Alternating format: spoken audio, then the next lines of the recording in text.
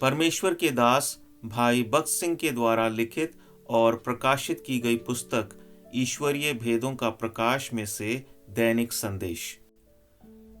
3 जून।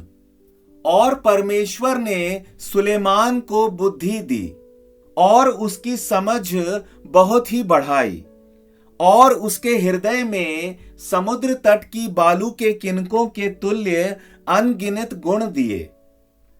पहला राजा उसका 4 अध्याय और 29 वचन। किसी मकान का निर्माण कार्य होते समय किसी एक इंजीनियर की आवश्यकता होती है।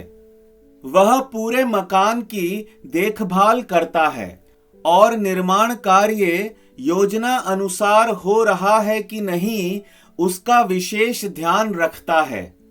नए नियम में हम देखते हैं कि प्रेरित पौलुस कुशल कारीगर था और उसके द्वारा परमेश्वर की योजना को पूर्ण किया गया।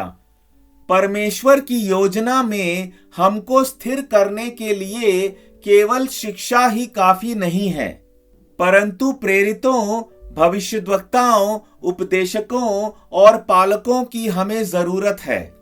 इफिसियों 2 अध्याय और उसका 20 वचन।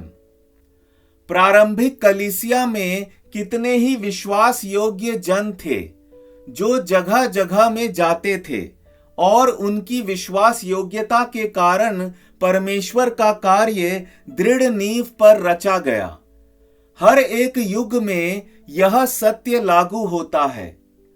परमेश्वर का कार्य दृढ़ और मजबूत हो, यदि ऐसा आप चाहते हैं तो आपको परमेश्वर के द्वारा चुने हुए पात्रों की जरूरत पड़ेगी जो परमेश्वर की इच्छा तथा नमूने को पाए हों और उसके प्रति विश्वास योग्य रहें।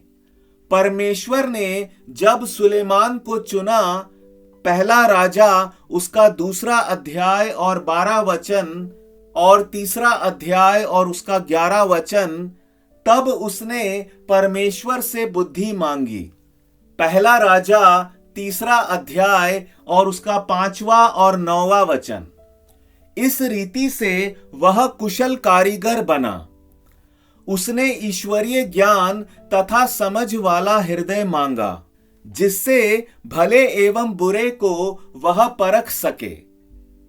उसने धन या अधिक उम्र या आरोग्यता नहीं मांगी, परंतु ईश्वरीय ज्ञान मांगा, जिससे वह कुशल कारीगर बन सके। जिनके पास ईश्वरीय ज्ञान होता है, वे उस ज्ञान के द्वारा परमेश्वर के मन को तथा विचार को स्पष्ट रीति से जान सकते हैं। परमेश्वर का कार्य शांतिपूर्वक आगे बढ़ सके, ऐसा हम चाहते हो तो प्रेरितों की और योग्य दर्शन एवं अनुभव रखने वाले व्यक्तियों की हमको जरूरत है। प्रभु आपको बहुतायत से आशीष दे।